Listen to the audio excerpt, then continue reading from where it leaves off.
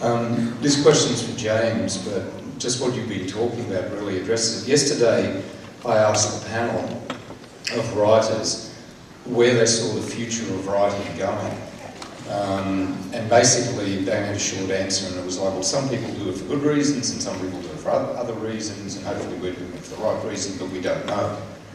And I walked away from that going, the vision I have, developing sort of beyond Avatar in a sense, I'm going to have to be a leader to step into this, because I see it, and maybe some people do, some people don't.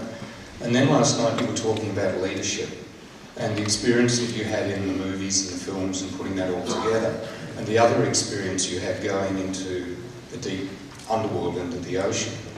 And I'd love you to weave together what you understood of leadership in the film world, that other world, and where you see that evolving and helping to the development of film in the future. Yeah, well, I mean, setting aside writing, because I think writing is what writing was in the days of Aristophanes.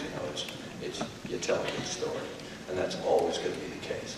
So the question is, how does that story get interpreted on film? And I think a big, probably the biggest task of the director is leadership of a group, and that group will consist of artists, and so it's letting those artists have a voice and feel empowered within the process and not dominated by in my case, I've got a lot of ideas. I can draw, I can paint.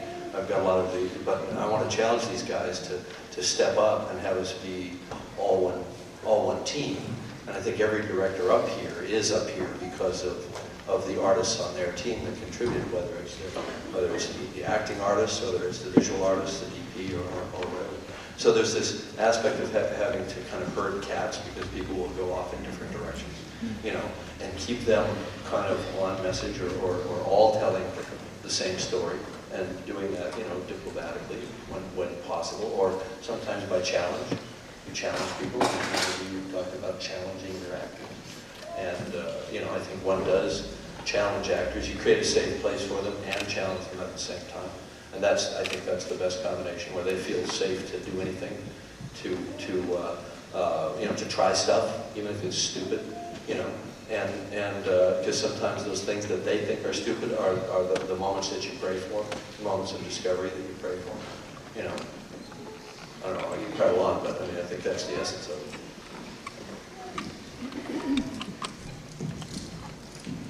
Okay, short. Thank you very much for being here. We appreciate your experience and wisdom. One shameless plug, my name's Kirsten Candy, and I'm a singer-songwriter and available for scores and soundtrack. Big question is, what constitutes a satisfying ending for you? I'm kind of a Pollyanna in that I love a happy ending. I always love a happy ending. It was. Sorry, Courtney. Yeah, you'd hate to know my reaction in the middle of Pulp Fiction. I died. I screamed. Anyway, but my question is, what is it for you that brings you to a point where you feel completely whole at the end of the film? Hopefully you get there. To whom? For me, it's life continuing on. In the movies that I produced or the movies I directed, there's always a question mark at the end, because that's life. The end of each scene, the end of the film should represent life. That there is no answer.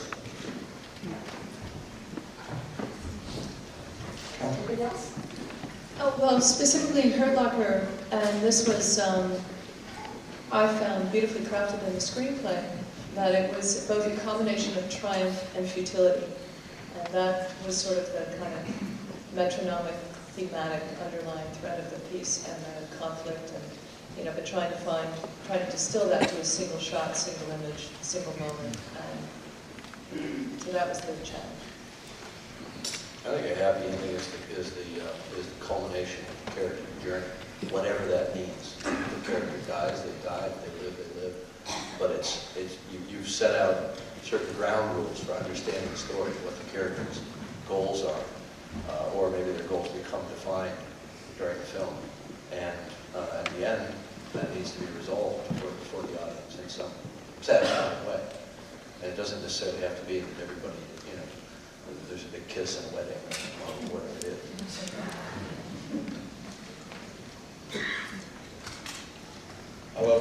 guys' films. They're all awesome.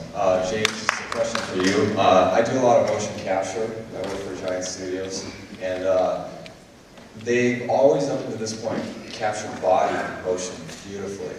And this is the first time I've seen them capture emotion, and I was wondering how you were able to get that. Sure, I don't want to throw Giant under the bus. I love Giant, I love those guys, and we have a good working relationship. But Giant didn't capture our facial performances, and I think this is a mistake that's been made in the past. He's trying to impose a kind of one-size-fits-all solution. And the coarse body motion that their marker-based system captures so beautifully doesn't work at all. You try to glue 200 markers on a person's face, and you're still not getting the eyes, you're not getting the tongue, the interaction of the tongue and the teeth and the lips that form phonemes in speech and so on. There's so much of it that process simply can't get.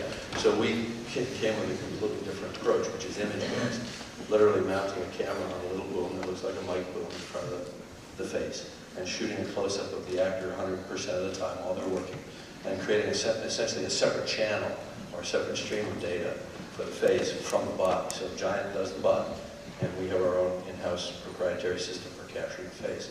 And then all that goes to Weta to create the finished CG character through a process that involves the world's best animators, but is not truly animation in the sense that it's an actor-driven process. That's trying to sum it up in a nutshell. It's very hard to describe what we're doing, but if you saw an image of it side by side between what's in it, so Sam was doing and what the finished character was doing, you get it instantly. And I know you've seen this stuff, so you know what I'm talking about.